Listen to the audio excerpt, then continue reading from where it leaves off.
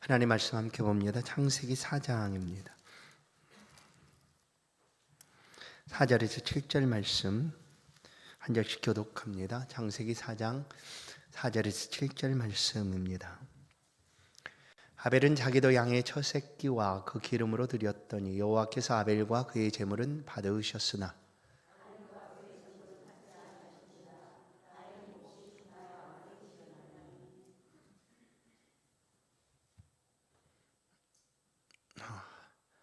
왜 안 넘길까요?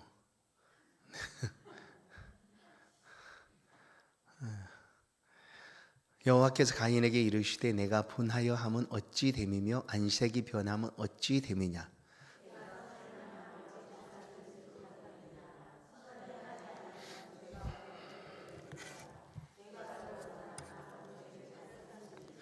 아멘. 제가 저걸 안 봐요. 오늘 또 희한하게 보고 나와 있어서 저걸 보고 바로 넘기겠지 했는데 내가 주로 안 보고 이걸 보거든요. 오늘 또 아주 그 잠깐의 몇 초가 이상하잖아요. 그죠? 갑자기 왜 읽다가 이게 가만히 멈춰 있는가 이럴 거 아니에요. 와서 섬겨주시는데 정신 좀 차리세요. 아셨죠? 네. 인사하십시다. 하나님이 당신을 사랑하십니다. 가인과 아벨이라는 말씀을 함께 나누겠습니다. 인간은 범죄함으로 모든 것이 파괴가 되어버렸습니다. 이 파괴가 되었다는 것은 여러분 어떤 깨어진 것들을 다시 조각조각 붙여서 퍼즐 맞추듯이 다시 완성할 수는 있습니다. 그러나 범죄함으로 인한 인간의 파괴됨은 완전히 파괴됐습니다. 그러니까 죄를 지음으로 파괴된 인간의 모든 것들은 회복 불가능이다라는 거예요. 스스로 인간은 구원을 얻을 방법이 없습니다. 태아나 아빠도 예전에 기름 유출이 있었을 때는 어떻습니까? 오염이 되면 닦아냈어요. 안 될 것 같았는데 봉사하는 사람들이 그렇게 많이 가가지고 우리 바다를 살리자 해가지고 정말 그 바다에 기름이 묻어있는 그 넓은 곳을 다 닦아냈어요. 그러나 인간이 죄를 지은 것은 이렇게 오염된 것이 아니라는 거예요. 완전히 파괴가 되어버려서 다시 회복할 수가 없는 거예요. 그래서 인간은 스스로 절대로 구원을 얻을 수가 없습니다.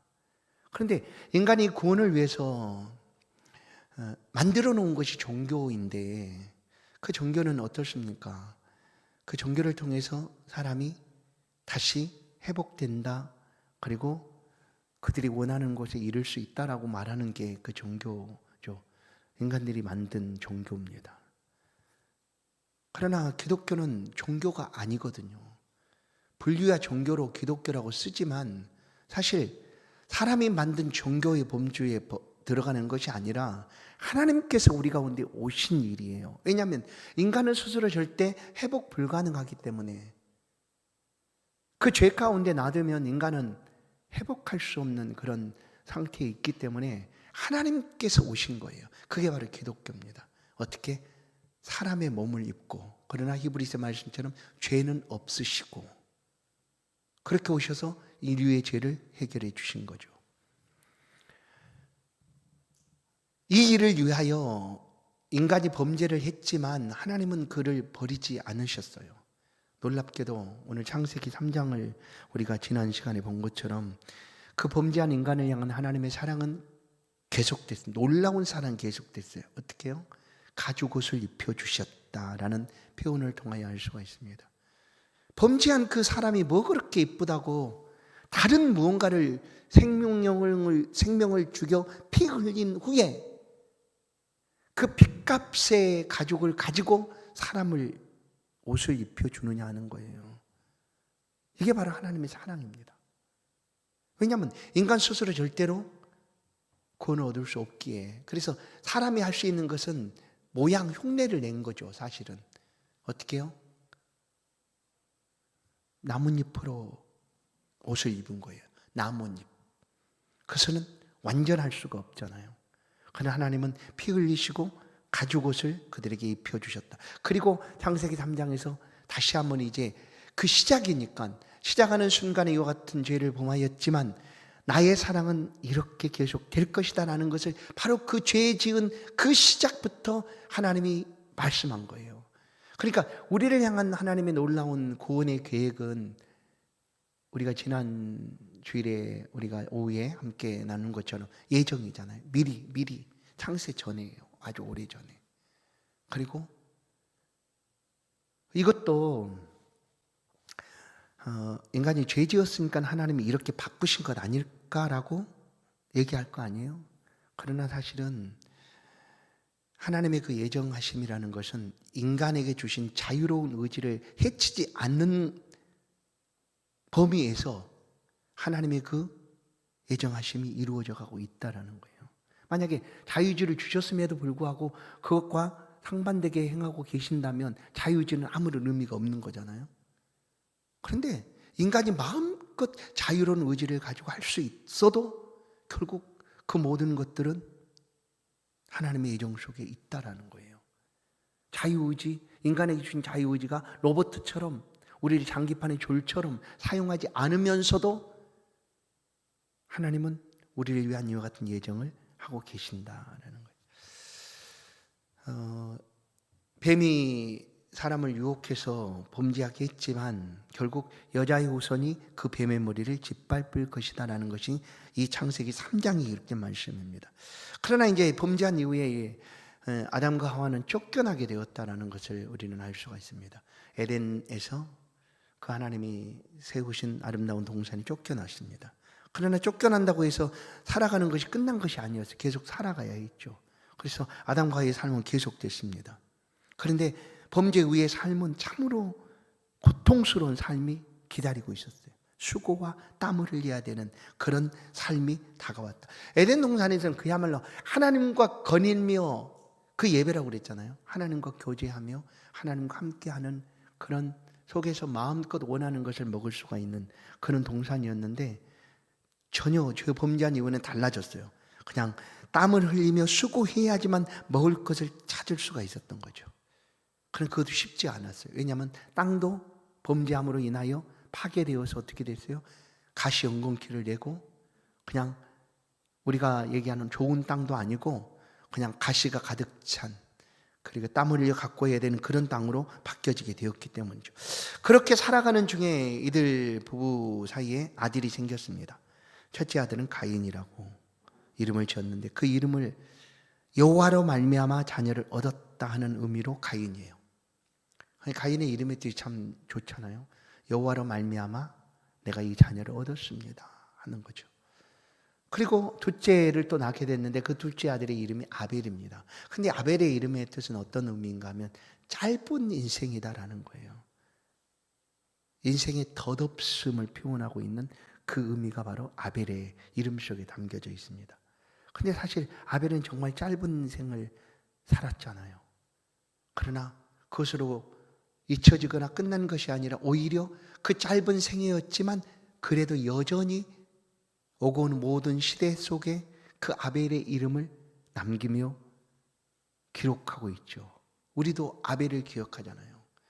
아벨은 죽었으나 그 믿음으로 여전히 우리 가운데 지금 말하고 있다. 어떤 말을 하고 있는가? 그것이 바로 오늘 본문 속에서 아벨이 우리 가운데 들려주는 말씀입니다. 그건 바로 하나님을 예배함에 대한 말씀이죠. 이 가정이 이제 가인과 아벨이 두 아들을 데리고 행복하게 살았을 거 아닙니까? 살았는데 어떻게 살아갔을까 생각을 해보면 아담과 하와가 그 자녀들에게 어떻게 교육을 했을까 하는 거예요. 하나님 앞에 범죄에서 쫓겨났으니까 하나님이 이제 하나님 얘기도 하지 말자 이랬을 것 같아요? 아니에요. 하나님을 얘기하지 않았을까요? 하나님이 어떤 분이시다. 하나님과 이렇게 그 좋은 곳에 살다가 우리가 이렇게 쫓겨났다. 죄 지었어. 하고 얘기를 하지 않았겠어요. 그리고 결론은 뭘까요? 우리가 하나님을 자녀들에게 알려주고 얘기하는 결론은 뭡니까? 하나님 섬기라는 거잖아요. 그잖아요. 하나님을 잘 섬겨야 된다.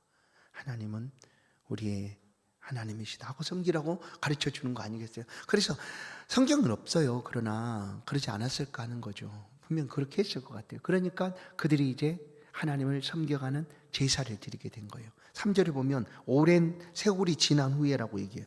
세월이 지난 후에 아주 자녀들이 출생하고 오랜 시간이 또 지났어요.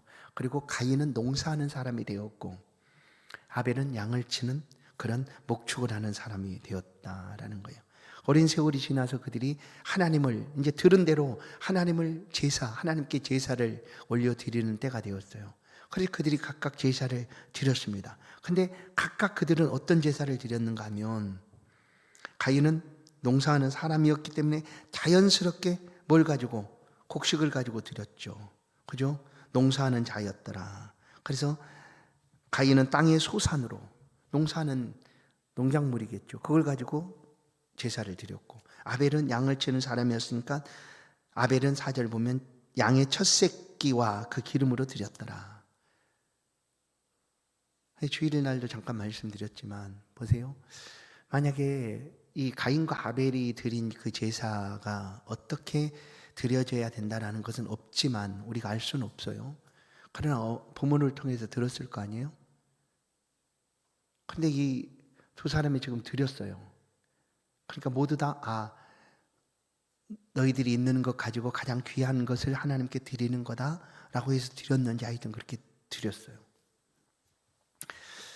드렸는데 문제는 4절 하반절을 보시면 아벨과 그의 제물은 받으셨으나예요. 근데 5절을 보면 가인과 그의 제물은 받지 아니하신지라. 아벨과 그의 제물은 받으셨으나 가인과 그의 제물은 받지 않으셨다라는 거예요. 만약에 여기서 제물이 문제였다라고 하면 이렇게 표현하지 않지 않았겠어요? 아벨의 제물은 받으셨다라고 하든지 가인의 제물은 받지 않으셨다라고 딱 집어서 말하겠죠. 그런 문제가 아니라는 거예요. 왜냐하면 그들도 만약에 아버지가 제사 드릴 때는 하나님 앞에 짐승 중에서 한 마리 가져다가 나중에 후에 율법에 오랜 후에 아주 오랜 후에 얼마나 시간이 지난지 몰라요. 정확히 알 수는 없어요. 아주 오랜 후에 시내산에서 율법이 그때 있었어요. 그 이전에는 어떻게 예배를 드렸는지 어떻게 예배를 드려야 되는 게 모범인지 그건 몰라요. 그래서 그러나 하나님을 예배하는 그런 제사하는 그런 예배를 드린 건 맞죠. 그러니까 가인도 그들의 삶에서 가장 좋은 것 가지고 하나님 앞에 드렸어요. 근데 문제는 가인과 그의 제물은 받지 않으셨다라는 게 문제였죠. 제물 문제가 아니라는 거예요. 가인과 그의 제물이요. 사람이잖아요.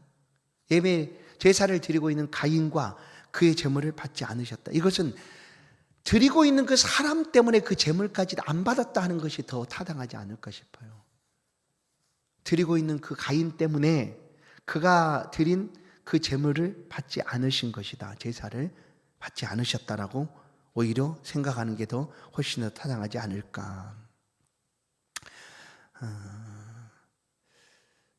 사람의 문제였다라는 것을 이제 이 창세기에서 모르지만 나중에 우리는 신약도 있고 하니까 이미 이 문제에 대해서 다 해석을 하고 성경 스스로 해석을 하고 우리 가운데 알려주고 있는 내용들이 있으니까 이렇게 말할 수가 있는 거예요. 제물의 문제가 아니라 제사를 드리고 있는 그 사람의 문제였다는 거예요. 그럼 아벨은 어떻게 드렸는가? 믿음이었습니다. 믿음. 하나님을 향한 믿음으로 최선을 다해 감사하며 드린 제사였다. 그러면 가인은 어떤 제사를 드렸을까? 가인은 형식이죠. 의무적으로 자기가 원하는 대로 드리지 않았을까라고 생각을 합니다. 가인은 안 받아주는 이유를 굳이 찾아보면 가인에게서 문제가 있었기 때문에 하나님 받지 않으셨다라는 거예요. 결국 가인은 예배를 받으신 제사를 받으시는 하나님을 향한 온전한 믿음이 없으므로 그의 제사가 받아들이지 않았다라고 볼 수 있어요.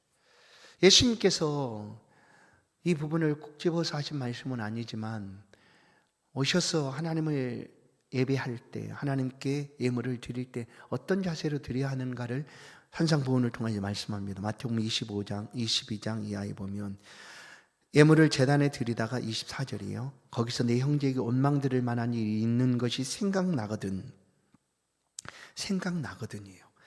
그 예물을 제단 앞에 두고 먼저 가서 형제와 화목하고 거기 와서 예물을 드리라 라고 얘기하죠. 예물을 드리러 왔어도 그 예물은 문제가 아니지만 드리고 있는 그 사람이, 예물을 드리고 있는 그 사람이 혹시 형제와 이렇게 갈등이 있어서 그런 마음이 있거든, 먼저 가서 그 관계를 정리한 후에 와서 하나님 앞에 드리라 라고 말하고 있는 거죠. 문제는 이제 가인이 자신의 예배가, 제사가 받아들이지 않았다는 것 때문에 가인이 분을 냅니다. 여러분, 우리 중에 우리 예배를 하나님 안 받으셨다라고 우리 가운데 알려주었다. 예를 들어서 야, 네 예배 오늘 안 받았어 라고 하면 우리는 어떻게 할까요? 아이고 그래요? 뭐 좋아요. 뭐 하나님 안 받으시면 어때요? 나 상관없어요. 이러시겠어요? 그거 하나님의 마음에 꼬여서 내 예배를 안 받아준 거 아니에요? 아니, 하나님 내가 뭐 잘못한 게 뭐 있어요? 왜 내 예배를 안 받아요? 한 거죠, 가인이. 우리 예배를 안 받아줬다고 하면 우리 자신의 문제를 살펴봐야 되는 것 아닐까? 예를 들면 우리 가운데 말씀하셨다 그러면 혹시 내가 하나님 앞에 털어놓지 못한, 숨기고 있는, 감추고 있는 그런 죄는 없을까? 또 내가 하나님을 의심하지는 않았을까? 하나님께 불순종하지는 않았을까? 하고 우리 자신을 돌아보는 게 가장 먼저 아닐까 싶은데 가인은 그렇게 하지 않습니다. 가인은 왜 내 예배를 안 받아요? 내가 뭘 잘못했어요? 봐요. 나도 그냥 아버지가 가르쳐준 대로 드렸잖아요. 근데 왜 내 예배를 안 받아주고 동생 예배만 받아줘요? 이거예요 지금. 자신의 예배가 받아들이지 않은 것의 제사가 받아들여지지 않은 것이 하나님 때문이라고 지금 가인은 얘기하고 있는 거예요. 하나님. 우리는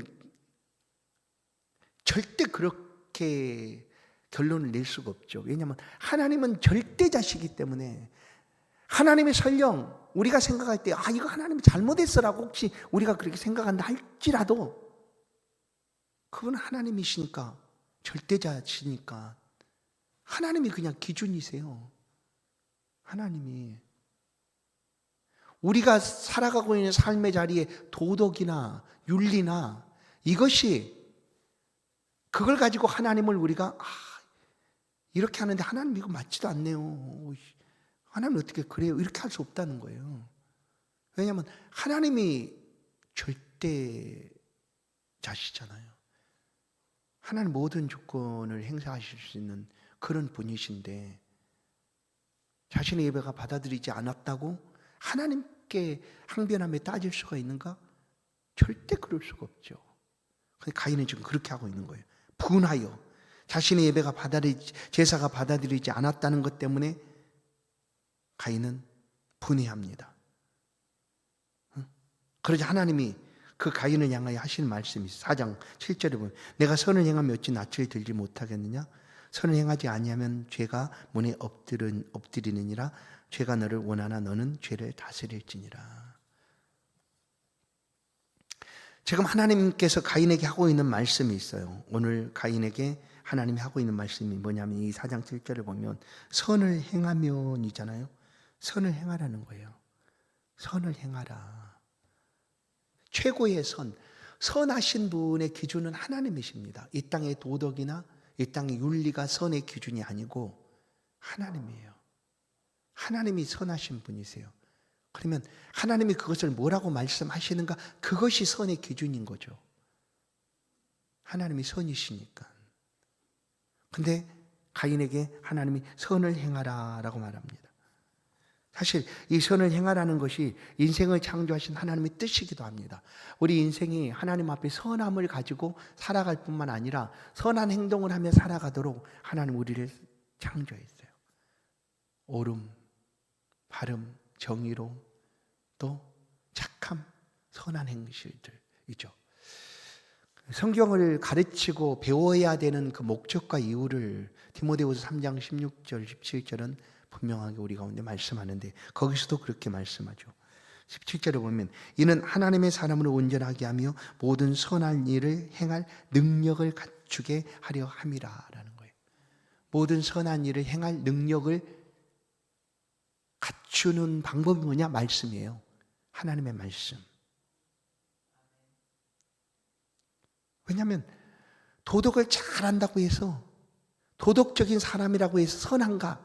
아니요. 아주 처음부터 틀어졌어요. 만약에 그가 하나님을 모른다면, 하나님을 섬기지 않는 그는 선한 사람이 아닌 거예요.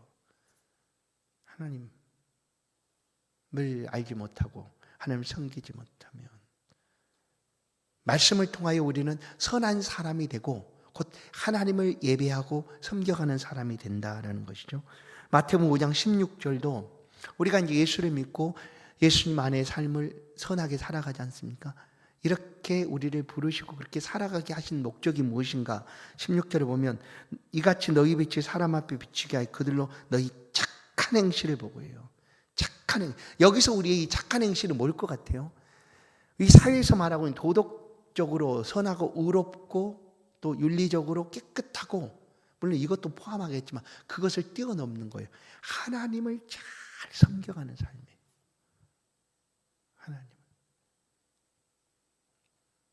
그래서 지금 가인에게 선을 행하라는 것은 이제 결론적으로 추론해서 뒤로 돌아가서 보면 뭐예요? 가인이 그러지 않았다는 것 아니에요. 나중에 보겠지만 히브리서 11장 가서 보면 분명하게 드러나요. 믿음을 가지고 하나님을 섬기지 않은 거예요. 자신은 땅의 소산물을 가지고 드렸다고 하나 형식이나 모양은 갖추고 있지만 하나님이 바라보시는 그와 같은 선함이 그에게 없었다라는 거예요. 그래서 하나님 받지 않으신 거예요. 그래서 너는 선을 행하라라고 다시금 하나님 말씀하시죠. 그리고 두 번째 가인에게 하신 말씀 뭐냐면 죄를 다스리라라는 말씀. 죄를 다스리라. 우리가 범죄하거나 죄를 지으면 하나님은 즉시 우리를 벌하지 않습니다. 가인에게도 마찬가지잖아요. 가인이 분노하고 화를 주체하지 못할 때 하나님이 즉시 그를 징벌하지 않으세요. 야, 이런 정신 나간 놈 봤나? 이 버르장머리 없는 놈 봤나? 하고 훅 불어버리신 것이 아니라 하나님 그에게 또 차분하게 말씀하세요. 그러니까 참 좋으신 하나님이라고 그런 거예요. 우리는 즉각적인 반응을 원하잖아요. 저 사람이 범죄했어. 저 악한 사람이 내 눈에 보여. 하나님 하늘에서 벼락이 떨어진 번개가 쳐서 그냥 저 사람 즉사하게 해주십시오. 이런 마음이 우리 가운데 있어요. 그래야지만 속 시원할 것 같고, 그래야지만 하나님이 하나님인 것 같고 생각이 돼요. 그러나요, 하나님은 참 오래오래 기다리세요. 왜냐하면 죄를 지은 사람에게도 가죽옷을 입혀주십니다. 그러니까 하나님이 죄를 짓고 심판하는 것이 목적이 아니라 죄를 지은 사람도 회복하는 것을 하나님은 염두에 두시고 그가 회복되기를 기다리시는 거예요. 그러지 않겠어요? 그 죄를 지었으니 너는 이제 지옥 가라, 이게 아니잖아요. 내가 정한, 하나님이 정한 그 법이고 선이니까 죄 지은 사람은 사망이 되고 죄 지은 사람은 영원한 불못에 들어가야 되겠지만 그래도 기다려줘서 그 죄를 씻고 회복되기를 원하시는 분이 하나님이시다라는 거예요. 그래서 가인에게도 하나님이 이렇게 말씀하시는 거예요. 죄가 문에 엎드리니 너는 조심하고 그 죄를 다스려라 제발. 죄에 지지 말아라라고 하나님이 경고해서 말씀하시는 거예요. 죄 짓지 말고 죄를 다스려라라는 거예요. 하나님 경고의 말씀이 들려지죠. 그런데 이런 하나님 경고의 말씀이 들려져도 그것을 농담처럼 여기는 사람이 있어요. 대표적인 한 사람이 소돔 고모라에 살고 있던 롯의 사위. 장인이 얘기하니까 농담으로 여겼더라 하는 말이 성경에 있잖아요. 그냥 귀담아 듣지 않는 거예요. 그런데 오늘 우리 가운데 하나님이 말씀하시면 우리는 어떻게 해요? 하나님 맞아. 하나님은 그냥 오래 참으시지. 다 용서해 주시지가 아니에요. 그렇게 해도 또 경고하시고 시간이 지나서도 여전히 그렇게 하시면 하나님이 무서운 진노로 하나님께서 다가오시는 분이신 것을 우리는 기억해야 된다라는 거예요. 물론 우리는 죄를 이길 수 있는 힘이 있을까? 우리가 죄를 이길 수 있을까? 이길 수 있는 힘이 성경은 우리 가운데 있다고 얘기합니다. 너희가 아직 죄와 싸우되 피 흘리기까지 안 싸워서 죄에게 넘어지고 지는데 한번 그렇게 하라는 거예요. 죄와 싸우되 피 흘리기까지 싸우라는 거예요. 죽기 살기로 사람하고 부딪혀서 싸우지 말고 죄랑 싸우라는 거예요. 그냥 그런 온 힘을 다해서 죄를 이기기 위해서 그렇게 싸우라는 거예요. 성경은 히브리서 12장 4 너희가 죄와 싸우되 아직 피 흘리기까지는 대응하지 아니하였다. 그렇게 싸우라는 거잖아요. 죄와 싸우라. 근데 죄를 이길 힘을 이미 우리 가운데 주셨어요. 누구로부터? 그리스도 예수로 말미암아 우리가 죄를 이길 수 있도록 하나님이 우리 가운데 힘을 주셨어요. 그래서 우리 예수님의 이름을 의지하여 죄의 권능들을 이길 수 있잖아요. 사단의 미혹도 대적도 물리칠 수 있잖아요. 주의 이름을 의지하여 외치고 모든 악한 권세들은 떠나가라 하고 외칠 수가 있거든요. 그게 우리에게 있는 죄를 이길 힘입니다. 예수 그리스도시죠. 에베소 1장 7절 우리는 그리스도 안에서 그의 은혜의 풍성함을 따라 그리스도 안에서예요. 그의 은혜의 풍성함을 따라 그의 피로 말미암아 속량 곧 제사함을 받았느니라. 예수 그리스도 안에서 우리가 죄를 이길 권능을 가졌고 죄사함을 받았다. 우리도 사도행전 3장 19절도 그러므로 너희가 회개하고 돌이켜 이거예요. 죄를 이기는 방법은 회개하고 돌이키는 거예요. 회개하고 돌이켜. 그게 바로 죄를 이기는 방법이에요. 죄를 이기는 방법. 회개하고 돌이키면 그 죄를 이기고 우리 안에 하나님께서 새롭게 하시는 은혜를 능력을 받을 수가 있다. 세 번째 하나님 가인에게 하신 말씀은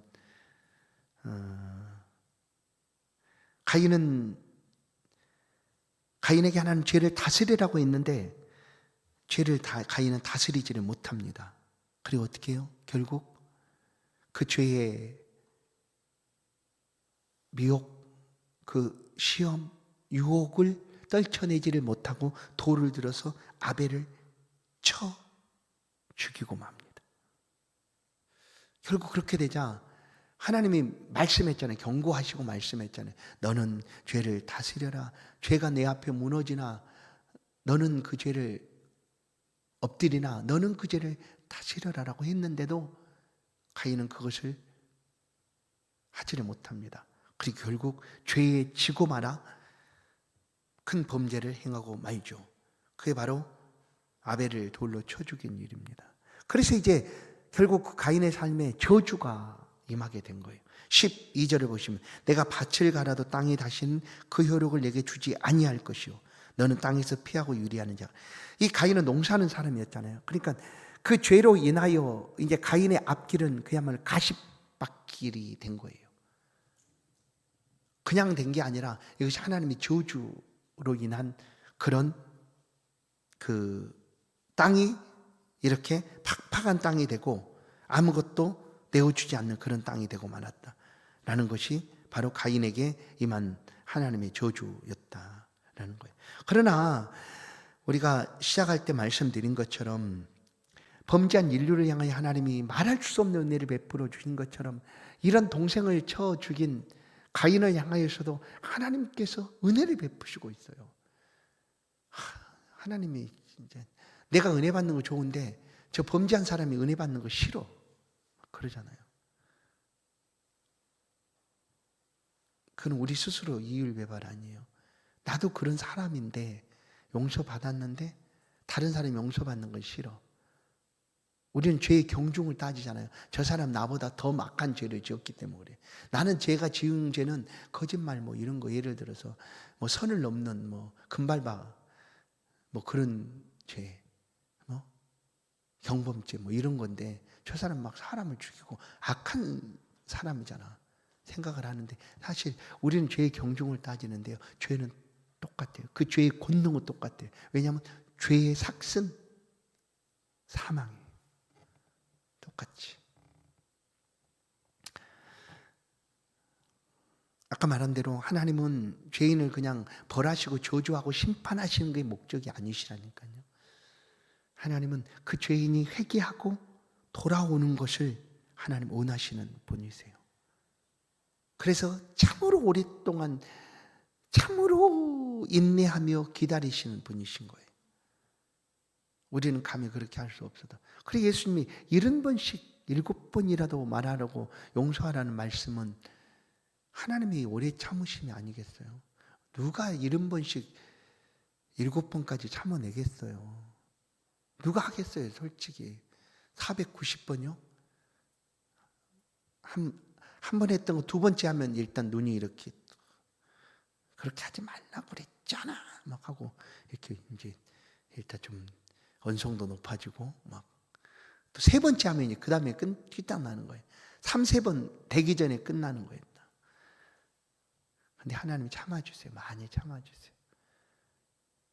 그래서 우리는 참아주심의 은혜를 늘 입고 있는 사람이에요. 그럼 우리도 좀 참아주면 되잖아요.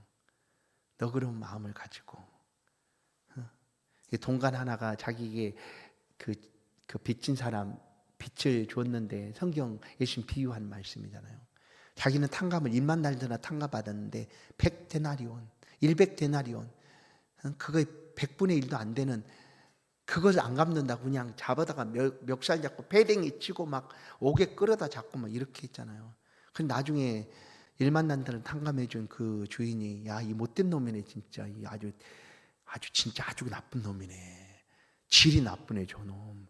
지는 그렇게 용서를 받고, 아니 자기한테 그런 사람을 그렇게 했다고? 그럼 어떻게 됐어요? 우리가 딱 그러는 거 아니에요? 우리도 죽을 죄를 용서함을 받았어요. 그러면 우리도 용서해 주는 게 맞죠. 하나님이 그런 분이시다라는 거예요. 가인을 하나님이 또 은혜를 베풀어 주신다. 15절, 가인이 막 하나님 앞에 얘기해. 가인이 이제 나 이제 죽었습니다. 이미 죽었죠 사실. 그런데 가는 곳마다 나는 사람들이 나를 보면 이런 못된 놈, 어디 그 동생을 돌로 쳐 죽인 놈 내가 가만두지 않겠어 하고 죽일 텐데 난 어디 갈 곳도 없습니다. 하자 하나님이 가인에게 은혜를 베풀어 주셨다는 거예요. 그런 하나님이세요. 근데 그런 은혜가 가인에게만 있는 게 아니라 우리에게도 하나님이 가인과 똑같이 은혜를 베푸시고 계신다라는 거예요. 가인이 받은 은혜는 지금 우리가 받고 있는 거예요. 하나님, 내가 그렇게 되었는데 어떡합니까? 그래서 하나님이 가인에게 표를 주었어요. 표. 그리고 그를 만나는 자에게서 죽임을 면하게 하셨다.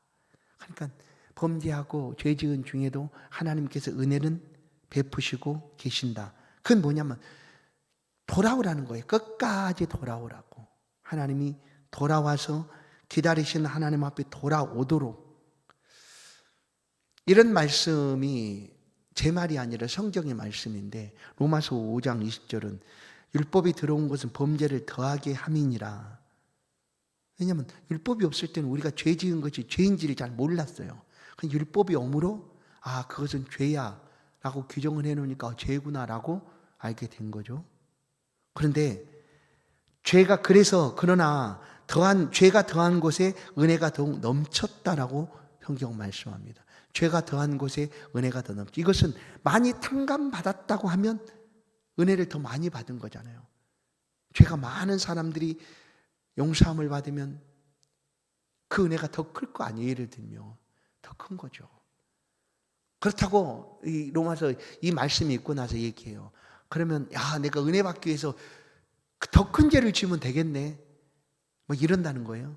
그러나 성경 그럴 수 없느니라. 그럴 수가 없어요. 왜냐하면 은혜를 받은 사람이, 은혜를 아는 사람이 내가 은혜 받기 위해서 더 큰 죄를 짓겠다 이렇게 할 수가 없는 거잖아요.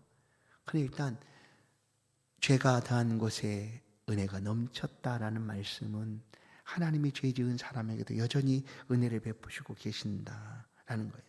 이제 가인과 아벨의 그 제사를 하나님이 받아주셨는데, 아벨의 제사를 받아주셨는데 그 마지막을 보면 히브리서 11장 4절 말씀이 우리로 하여금 아벨이 어떤 제사를 하나님 앞에 드렸는가를 분명하게 말씀을 합니다. 이 말씀을 함께 한번 읽겠습니다. 같이 읽겠습니다. 시작. 믿음으로 아벨은 가인보다 더 나은 제사를 하나님께 드림으로 의로운 자라 하시는 증거를 얻었으니 하나님 그 예물에 대하여 증언하심이라. 그가 죽었으나 그 믿음으로써 지금도 말하느니라. 아멘. 이게 아벨의 제사, 아벨의 예배였습니다. 믿음으로였다라는 거. 믿음으로. 오늘 우리는 우리 예배가 어떠한가를 한번 생각해 볼 수 있습니다. 우리의 마음이 언제나 아벨처럼 하나님을 향하여 감사하며 드리고 있는가? 아벨의 예배처럼 믿음으로 드리고 있는가? 가인은 사실 비교합니다. 인생의 가장 비참한 결과는 비교에서 비롯됩니다. 비교. 늘 비교. 그러나 사단은 언제나 우리로 하긴 비교하게 합니다. 야, 봐봐. 하나님이 뛰어나잖아. 너도 뛰어난데 하나님이 그걸 못하게 한 거야. 비교하게 하잖아, 언제나. 야, 누구 집은 저런데, 누구 아들은 저런데, 누구의 삶은 저런데, 너는 왜 그러냐. 이런 거죠. 이런 게 우리 안에 들어오면요, 비참해지고, 그리고 나락으로 떨어질 수밖에 없어요. 우리는 우리 그대로 가장 최고의 존재라는 것을 우리는 늘 기억합니다. 이 모습 이대로예요. 이 모습 이대로. 우리가 부족해도 이 모습 이대로 하나님 우리를 아끼고 사랑해 주시고 하나님의 백성 삼으시고 선한 삶을 살아가도록 여전히 함께 하시고 계신다. 하나님은 우리를 버리고자 하심이 아니고 우리가 회복되어 하나님 앞에 쓰임받도록 하기 위해서 언제나 말씀하십니다. 우리 잘못한 것이 있으면 지적해 주시고 경고해 주시고 그 죄에서 벗어나도록 하나님 말씀하신다라는 것을 우리가 다시 한번 기억합니다. 성도 여러분, 우리의 삶의 자리에서 하나님의 말씀이 들려질 때 때로는 우리를 찌르는 말씀으로 다가올지라도 그것은 우리를 위하여 하나님이 얼마나 사랑함으로 하시는 말씀인가를 기억하시고 다시 한번 하나님 앞에 회복하고 돌이켜 하나님 앞에 귀하게 쓰임받는 우리 모두가 될 수 있기를 주의 이름으로 간절히 축원합니다. 하나님 감사합니다. 우리에게도 하나님의 은혜와 사랑을 풍성히 베풀어 주셔서 감사합니다. 이 모습 이대로를 아끼시고 또 받아주신 주님, 여전히 우리 안에 감춰져 있고 드러나지 않는 모든 죄악들이 있습니다. 하나님 우리를 용서하여 주시고 정결하고 깨끗한 심령이 되기를 간절히 사모하오니 주의 말씀이 들려질 때 하나님을 기억하며 생각하며 주 앞에 엎드리오니 주여 우리 모든 죄를 사하여 주옵소서. 우리도 아벨처럼 믿음의 예배를 언제나 드릴 수 있기를 원합니다. 하나님께 감사함으로 하나님을 높여드리며 하나님의 이름을 송축하며 드리는 복된 예배가 언제나 계속될 수 있도록 은혜 베풀어 주옵소서. 하나님 동행하여 주옵소서. 예수님의 이름으로 기도하옵나이다. 아멘. 찬송 300장입니다.